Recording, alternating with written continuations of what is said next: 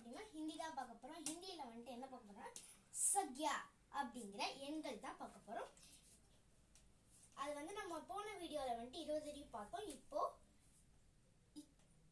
21, 22, 21னா 21, 22னா 22, 23, 24, 24, 25, 26, 27, 26, 27,